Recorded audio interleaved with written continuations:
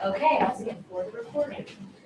Thank you, everybody. Again, this is the LDT Fall Symposium 2018. I'd like to welcome wonderful guest speaker Kevin White, also an alumnus of the program, and I'll let Kevin introduce himself. Thank you very much. Thank you. I'm back.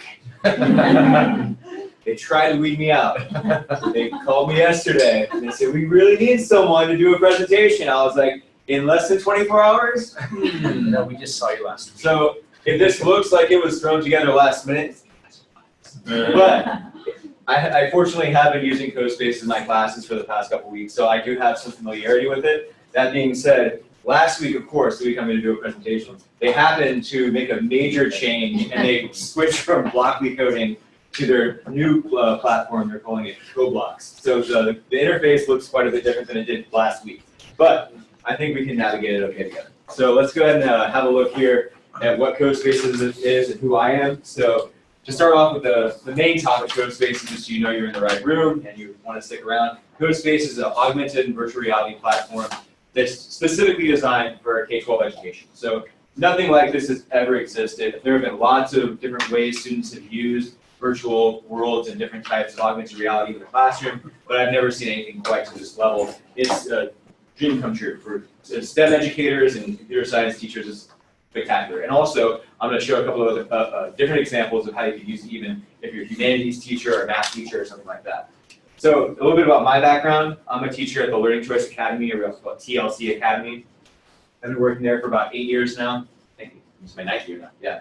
So I teach all the social studies for middle school. I also teach all the social science, or sorry, all the STEM education for middle school. I also teach a high school online computer course as well. So I teach 7 different subjects, so I teach lots of different stuff. But one of the things that I found really helpful this year was a way to tie all the STEM stuff that I've been teaching together in one place, and that's what's really awesome about CoSpaces.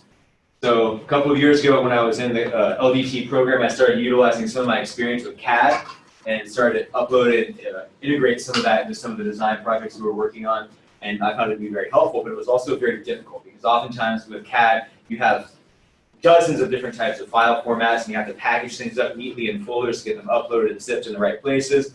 And it was a nightmare. With CoSpaces, you don't have to worry about that anymore.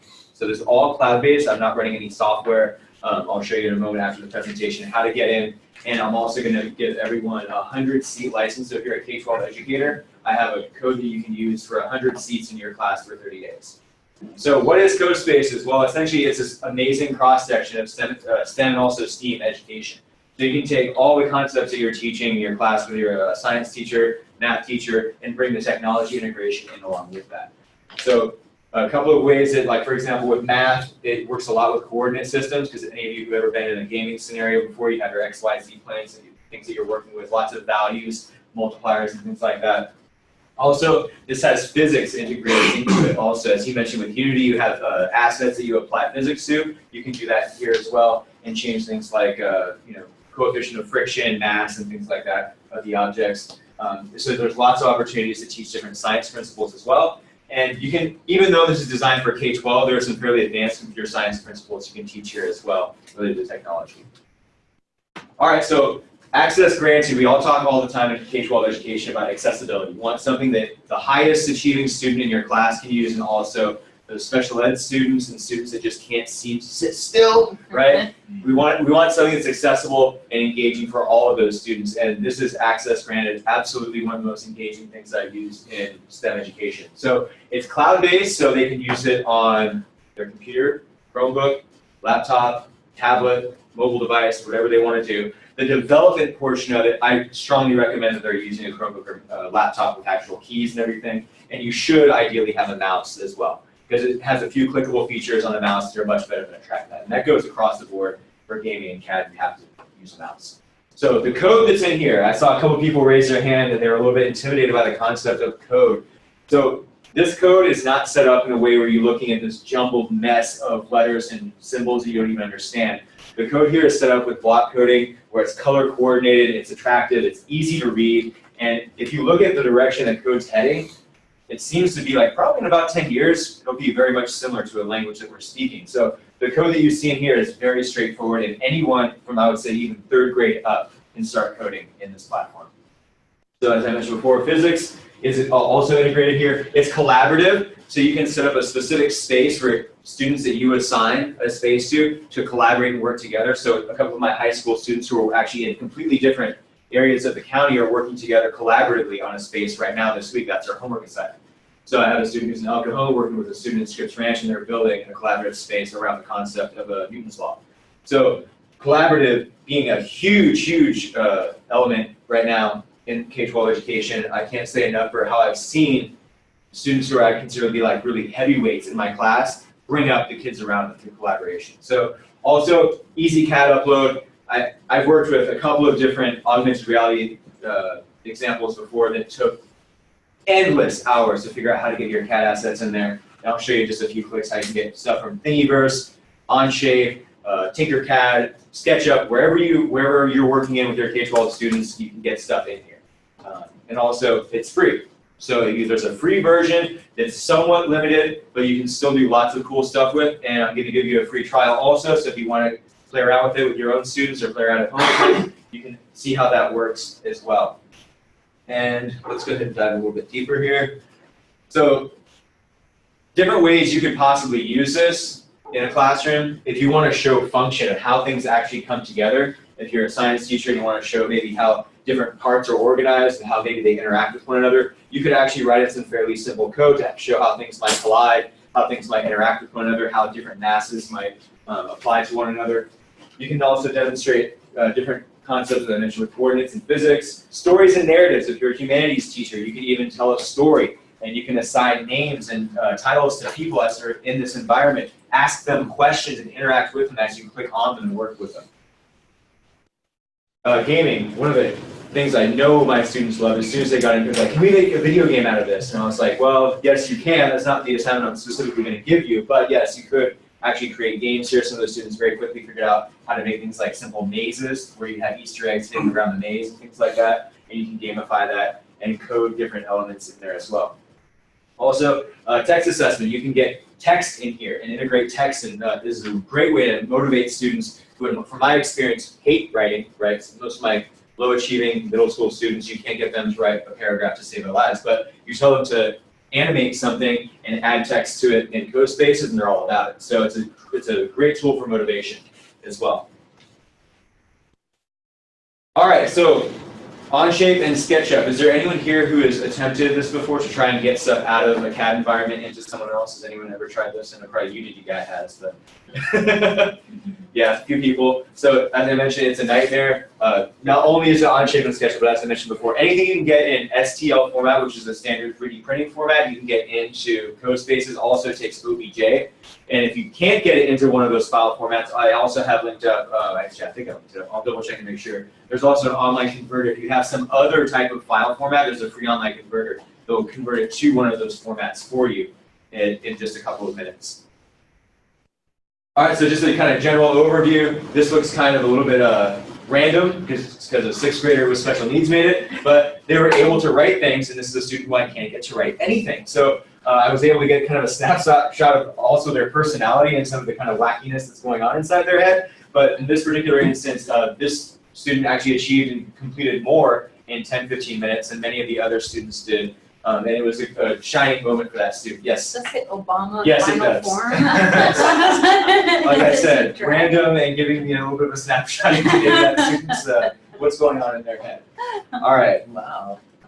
So I put on this slide also, and you guys have access to it if you want to get access to this, make your own copy of it. These are different tools that support things. There's also create your first spaces. Here's a short YouTube tutorial. This is kind of what I'm modeling the first experience I'm going to demonstrate to you after. So by creating your first experience, you guys are going to set up 2 people in an environment, and you're going to see if you can engage in some kind of clickable feature where you can have them communicate with each other and get some text to pop up after you click on them. So CoSpaces YouTube playlist. CoSpaces spent a lot of time with demonstrating how to do very specific tasks. And so their playlist is organized with 30-second to 1-minute videos. They're very straightforward, and you can quickly learn how to do just about anything in CoSpaces. So when my students come to me and they're like, I don't know how to use this because there's hundreds of different snippets of code and things in there, I can't sit down with every student every time they get hung up on something. So I point them to this, and they're able to find and access information that they need to help them be successful with their vision of how they want to set up their space. So it's free online course. There is a free online course if you're a K-12 educator who wants to take this a step further. They even offer a little certificate of completion if you want to show that to your boss and get a pat on the back.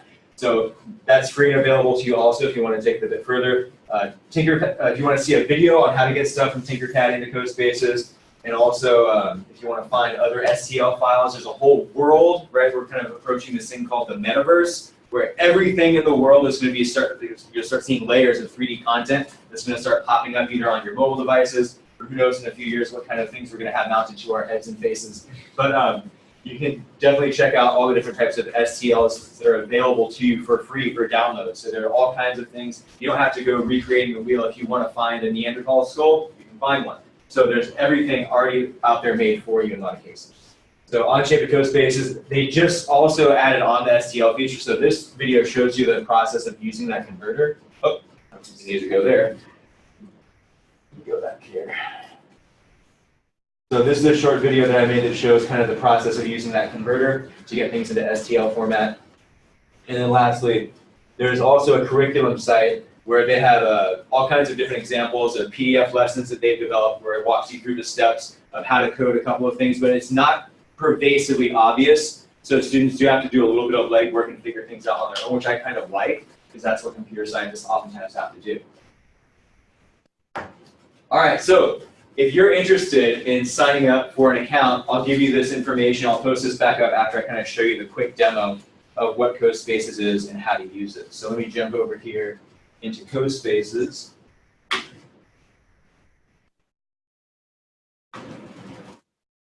All right, so once inside, spaces, and we're going to just create a new space.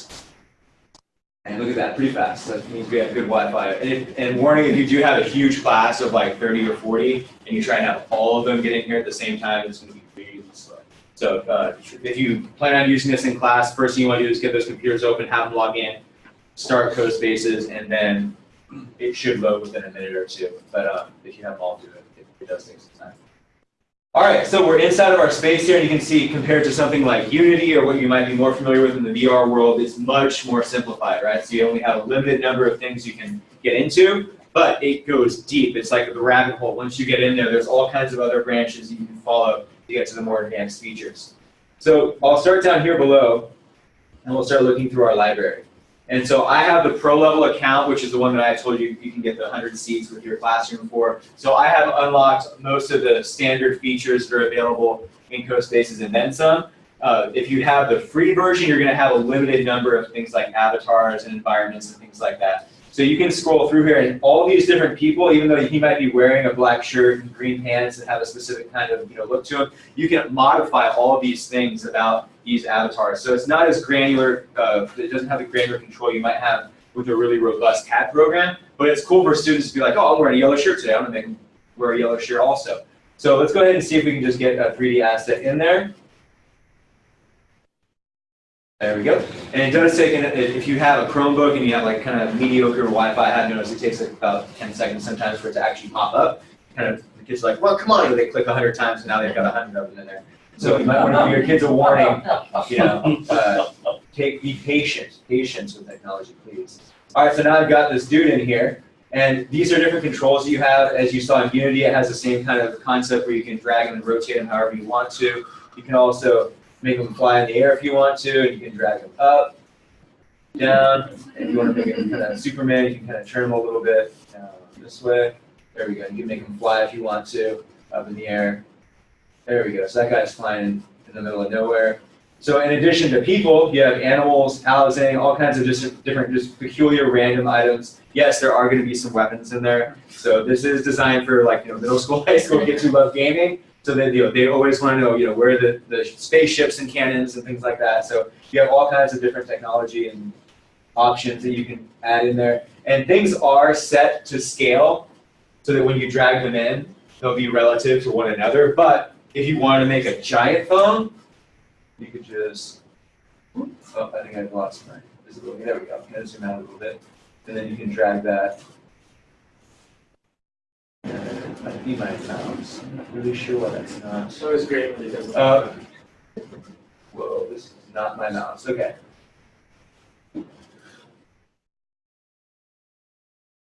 All right, we'll try that again in a minute. I don't know what's going on with that one, but it seems to be locked into the other option. I don't know why it's not going on with rotation. So let's go ahead and go back and watch. There's a couple more assets, and I'll show you. So transportation, let's add in a car, and just a couple more people. Characters, let's get casual girl, throw in there, and then we'll also throw in fancy boy. All right, so now I've got some people, and you can turn them to face one another if you want to have them engaging with each other. It's pretty straightforward. All right, so now they're looking at each other, and when you get into the scene, anyone know what the movie camera here is for? Anyone guess? That's your perspective. That's where once someone comes into the environment, that's what they're going to see. So you want to have it set up so that your camera is facing whatever you want to pop up when you get into the environment. All right, so you can move that around as you see fit. So you can move that camera over. So you can start with this person. So they should know as soon as they come in, that's the first thing they're going to have to interact with.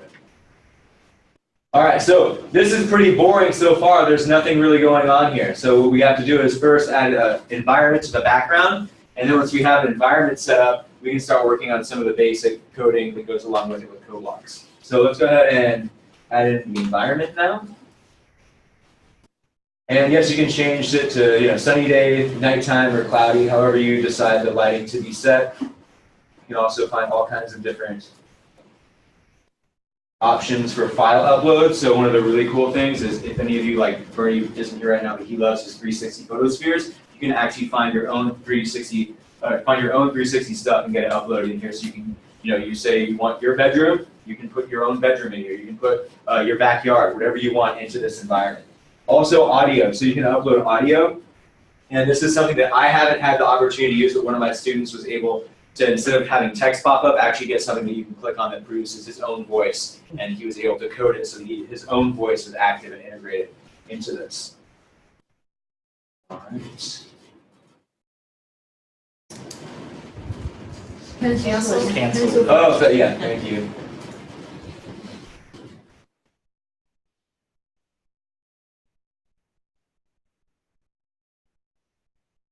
All right, so here are some of the default, and there's the 360 upload also. So here are some of the default settings, and we'll go ahead and put them in a grassy null area, and it takes a second for it to render. And we'll zoom out. There you go. So now they're in this kind of virtual space that's wide open. This one's pretty bland. Some of the other ones, like the city one's really cool. It pops up with lots of different buildings and stuff around them. You'll always see the grid though. And why do you think they put the grid on there? Anyone know why the grid is still there? What would you use the grid for? Like map, like Yeah. coordinates. Exactly. So if you want to place things in specific, let's say for example, you want Sally to walk from coordinate 1A to 6C, you can have them move from one location to another, and you can change the relationship spatially of one object to another. All right, so let's go ahead and jump into the coding elements here, and we'll see if we can get something set up with some basic code blocks. All right, so also for those of you who have, if you have like an advanced computer science course, you can do JavaScript with this also if you don't want to use code blocks. So that's something also for those of you who want to get some experience and kind of, you can learn yourself some JavaScript by bouncing back and forth between those two and seeing kind of how you would do something in one platform and then moving over to the other. So we're going to start with code blocks here, and as I mentioned, they just changed this recently. So items, let's say for example we want to work with this particular individual. I'm going to right click on them and I'm going to give them a name. All right, so casual girl, no more. You are now LDT Sally. All right, so I'm going to allow for code blocks to pick up that tag. And I guess it's kind of similar to like setting up a variable or setting up something you can identify. So what you're going to do next is go into your actions. And we're going to have Sally say something.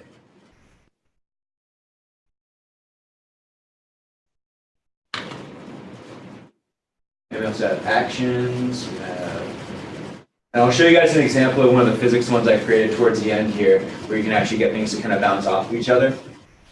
So Sally's going to say hi when play clicks. So what this means is as soon as you click on play, it's automatically going to pop up with the phrase hi on Sally.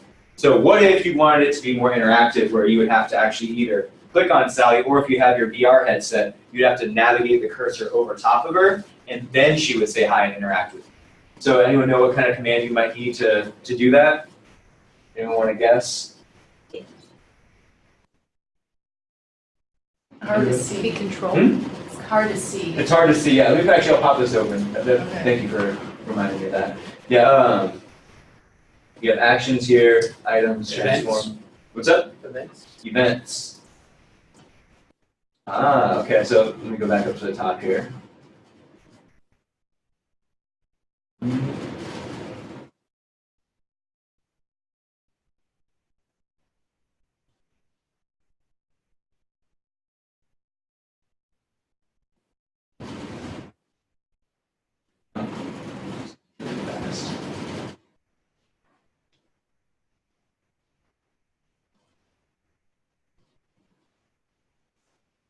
And this is one of those things where I said before they just changed the entire interface. So I'm looking for, it should say when clicked. Events? Probably would be an event. Let's do the hi for me in events. When, just click, there we go, thank you. Yeah. All right, so it has these little kind of niches in there where you can drag the block text right into it. So now if I go in and open up through the play feature here, and I click on Sally, LDT Sally, always double check and make sure, because once you have multiple people and multiple assets that are tagged in there, you have options. You can start changing who does and says what based on who you're clicking on. And so now let's go ahead and jump into the play mode, and we'll see if that works. So there's Sally, and it is labeled right now as LDT Sally, and now she says hi when I click on it.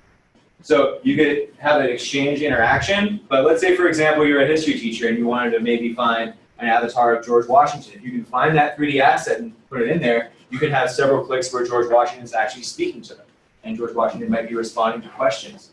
So lots of different ways that you can get this to interact, and you can always kind of play around with the ideas in here. This way.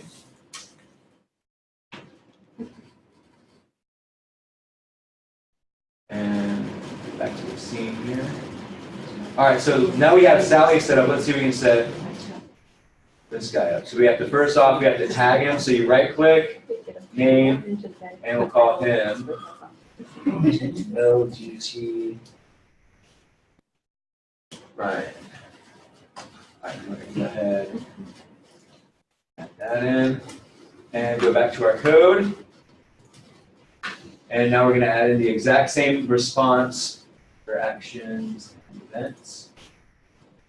And LDT Brian is, and you can do hovers also. There's lots of options for different types of clickable interactions and hovering. And then Brian, and then we'll go back to actions. And you will notice one of the hangups is not all assets are created equal. So some assets are more malleable than others. For example, if you find something in 3D, and you get it into here, you're probably not going to be able to do something like change the color of it, because that's something related to the texture that's associated with it. But with the features that are in here, you can get, as I mentioned before, if it's something that's from CoSpaces, you can do a lot with it to modify it. So now let's see if we can get Brian to say something back. And this time, instead of Brian just saying hi, no, actually we'll do this one instead. To get rid of it, you just drag it back to trash it.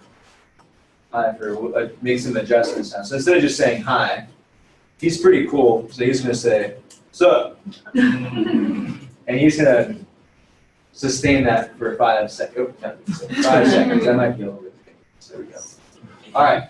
So now we can go back to our play mode. Instead of the opacity and zero, so we just. It's going to fade away into the, yeah. So now I click on Sally. Hi. LDT Ryan. So. All right. So this is a super basic interaction, but the potential you have here compared to, you've been having kids do slides presentations for 100 years now. Like, it's time for them to move up to the next level. And you can do a lot with this in the way of interaction. And I found it to be pretty powerful in that regard. So I'll show you another example here in CoSpaces, and I'll give you all a chance to kind of play around with it. Hopefully everyone has the device with you. If you don't, you can use your mobile device. I'll pull up a couple of the QRs for the ones that, the experiences. I'll show you a few other ones from my class. And also there's a whole gallery of other stuff. You can look through other people's creations also. Can you swirl around Oh, yeah. the car? And Yeah, let me put, sorry, I just go back into play. Yeah, so you can move around. And when you're in, there's, yep, fine, dude. And where's that cell phone? I lost my phone! It was sitting there. Oh, there it is. All right. Yeah, so in the virtual environment, you have the option of making it a realistic VR experience where you don't have to use a mouse or your finger to move. You can actually mount this to your head with like the Google Cardboard, and you can move your head and you're in the environment. So it's pretty powerful in that regard, because I know a lot of the other VR stuff, you have to just use your finger on a mobile device, and it's not quite the same experience as being immersed in the environment. All right, so let's jump back real quick, and I'll show you just one more quick example.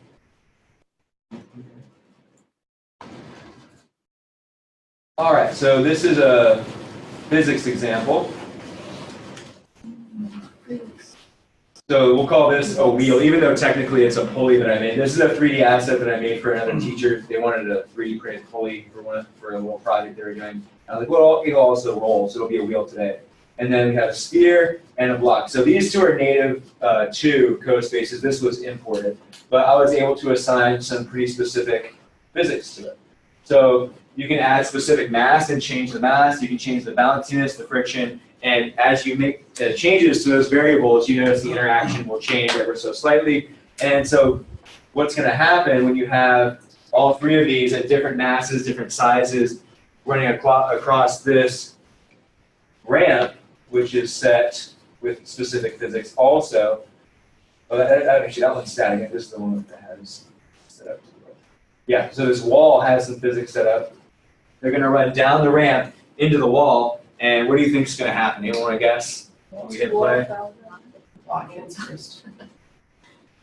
Let's roll in anticipation. Let's see. Oh, there goes the wall. All right. So if you were to change the variables there, you could have kind of erase it. You could test this out with your students to see how does mass and friction relate to speed on that ramp. And where do they all go? Well, they're still rolling. They're over here. They're still going. I gotta chase them down. Yeah, gotta go chase them down now, yeah. So there are opportunities for science and physics in there also. And I'll just really quickly go back to resources here and show you. So on their site, they have lots of different options, but down below here, they have pre-planned lessons. So that one that I just showed you is in Newton's law. They don't have it set up with multiple objects. It's just one thing rolling down a ramp. So that's the kind of simple, kind of middle school level stuff you might want to dovetail in with your science teacher at your school, or maybe if you are a science teacher, use it. There's also stuff in here for math and lots of other options. So you can see a couple of different options down there. You also have social science, ELA, makerspaces. So they're going to be adding a lot to here. I have noticed over the past few weeks, I think what happened is they gave everyone their free trials. Their kids are in love with it. Now they're actually paying for it. And it's starting to show because new features are popping up like every week in here. There's lots of cool stuff that's coming in. Definitely take a look at that. Any questions at this point before I go back into the spaces? Is when you pay for it, is that only access to like, can you design it without paying for it and just not get access to publish it or use it, or is it? I think anything you make for free is automatically published, as I recall, but you just have limited assets and you have a limit to how many things you can upload. Okay. Yeah, so instead of having like 100 different characters to choose from, you might have 4 or 5. And instead of having all the different shapes and features, you're going to see a lot of stuff grayed out, basically. But the code's still there, the physics is still there, the functional parts are all there. It's just that the assets aren't. Yeah. Mm-hmm. Kevin, yes. do you have different students each create an asset and then bring all those assets into one? Very good question. Yes, that's actually what my 7th grade engineering students are doing right now. There's an architecture unit in the Project Lead the Way curriculum where they have to redesign a classroom. And before this was done on paper and pencil, and then it converts into Autodesk Revit. And I don't know if any of you have ever taught Autodesk Revit before, but teaching that to 7th graders is a nightmare. So SketchUp's much better, but what I found was actually my students have some experience with CAD, so if they know how to use SketchUp and they know how to use Onshape, they can make the room in SketchUp, they can make the assets in Onshape, they can bring all of those things together collaboratively, and we design a class together now, instead of everyone doing their own paper and pencil version of it. So it's a lot more powerful that way. Yeah, and you can assign specific groups where you can, choose Kevin's gonna work with Brad and they're gonna work together on, furniture for the east wall, right? So you can be very specific about how you assign things to different groups also. Could you limit assets to those individuals so they don't have a full range? You can more curate the experience. Ooh, that's a good question. I haven't seen that kind of grant. Yeah. All right, any other questions? So I'll pull up, if you guys would like to access this and get a chance to kind of play around with it. CoSteam is the 100-seat password, and I was able to use it with multiple accounts. It seems like it's still working just fine. I emailed them to ask for approval. They didn't get back to me. So I'm just going to say use it until they find out. Technically, I'm kind of just doing free marketing because I don't work for CoSpaces, I swear. So if you want to use this, there's also a slide here that kind of shows you the process of getting set up with your own account. So is anyone interested in, you think, CoSpaces with your classroom? Any K-12 teachers here that might think about using it? Possibly? Okay, anyone just want to play around with it maybe a little bit? A few people? Okay. I'll demo up here a couple more student examples, and then we'll get into the experience for you guys. I know some people want to get a hands-on experience here. So they're my classes. And if you want to, you can. If you don't want to create an account, you can also just sign up for my class. I made a little class for SCSC LDT if you don't want to teach your account. So let's jump into my Student 7 class.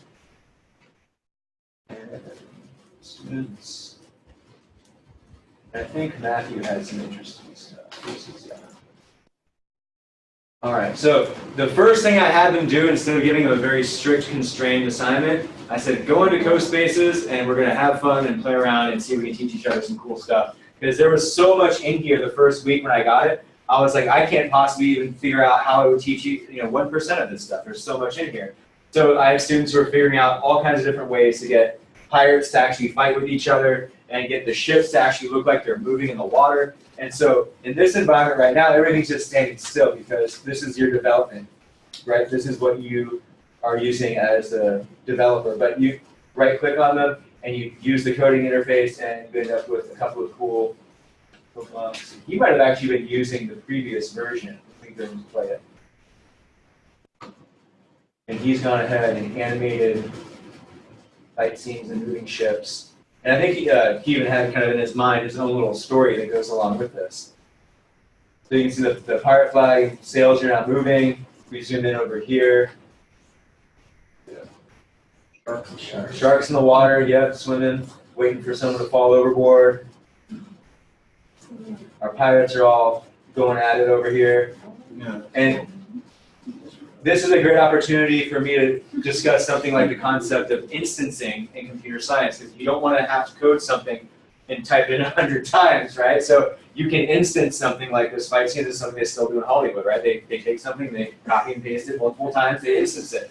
So what he did is he found how to make the two pirates look like they're fighting, and then he just copied it multiple times. And then he found Captain Hook, and he gave them a different kind of fight pattern, and now they're kind of fighting out of sync, so these guys have a different fight scene than these guys. And it's pretty rad, pretty cool. Not bad for a 7th grader. Back. And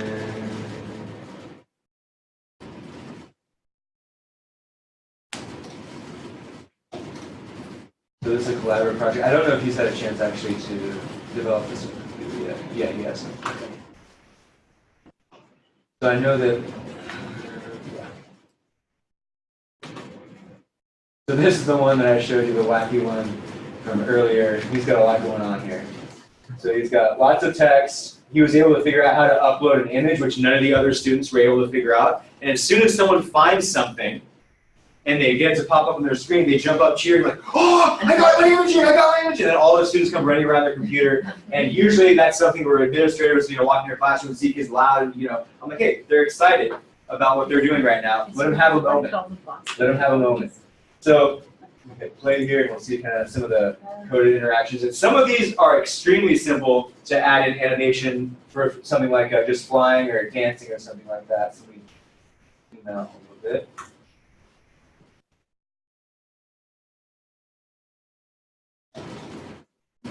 Stuck into space now. There we go. I'm gonna have to go up. I can't get out. Why can't I get out? Oh, he coded it, so now I hit spacebar. You have to jump. Okay, so I have to find out how to jump off the roof. There we go. So I just figured out how to jump off the roof. I want to see what Obama's trying. There we go. There's Obama's final form. All right, he's got some guy who's gonna slay the dragon over here. Right, so this gets but he can't grab the sword. So that's his probably next step. There actually is a code for that. You have to learn how to grab stuff that's in front of you. All right, sorry, this is not awesome. It's very hard to use. All right, and he's got Dragon Slayer car. So it looks like he's getting set up maybe for a physics interaction here where this would roll down and hopefully not kill Obama. But Rube Goldberg, sort of. yeah, very much so. Yeah, this is totally a place where you could mock up some of that and really actually get it to interact the way that you might want to. If I read it quickly, you have to find all the boss baby coins. Is that what he said as I was reading this script? Oh yeah, So, baby coin. So that's probably an Easter egg of some kind. He thinks maybe that you'll get extra points for finding that. Not quite sure. So beyond having just fun with it, yes, in my other engineering class, that was the 6th graders. The 7th graders are working on developing. Yeah. And I would say this could work all the way down through like probably even 3rd grade. We could have 3rd graders doing this. And there are, I don't know if you guys are familiar with the K-12 computer science standards, but we have K-12 computer science standards now. So if you're just a grammar school teacher, don't think that, they get all that stuff in middle school and high school. That's the new form of literacy. So if you could please start integrating technology in your classes at the highest level you're capable of. I know that for me, I looked at this and I was like, I've never really done anything with VR before. I've done a tiny bit with AR, and this looks really intimidating. I was thinking, I should probably learn all this stuff first before I release it to them. But I was like, as a technology teacher, it's kind of on you to learn with them, because if you wait on technology, it's going to be antiquated and there's going to be something new by the time you learn it. So as soon as you see something that's cool, that's out there, that's available, it looks like it's constructive and kids can learn from it, it's on you to take that first step and get them access to it, because that's the way the world's working. It's changing at a super fast pace now. So. And also I'll show you a couple of quick things in the gallery. All right, so yes, this is definitely global, right? You see lots of stuff in there from other countries. And some of these will be developed by other kids, and others will be developed by actual professionals. So it's kind of hit and miss what you're going to find as you click around through here. But in some cases, you'll find some things that are really, really well put together. Like this one here actually looks, this has a 360. It looks like it is.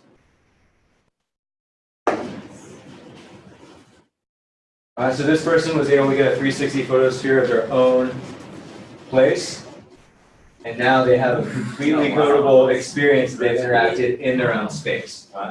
So to think about how much this would have taken in a platform like Unity or somewhere else, and with just a few clicks in 15 minutes now, you have a really authentic experience in the space that you might live in. So that's amazing that we're able to do this now. I was dreaming of something like this existing, and maybe at some point after 2020, and then when I heard about it, I was ecstatic. There more slides on that? It says like 1 through 6 at the bottom. Oh yeah, so yeah, that's a good point I forgot to mention. So just like a slide deck, right, you have scenes. So you can create multiple scenes and interactions that are kind of sovereign and independent. So this one here has multiple options of this interaction. Can you have one trigger another? I believe you can, yeah. I haven't had the opportunity to actually do that, but I believe that you can. I just get the band. Yeah, so this person, it looks like they've created, so that was the outdoor experience, now they're inside. This is scene 2. Yeah. No black space in that one.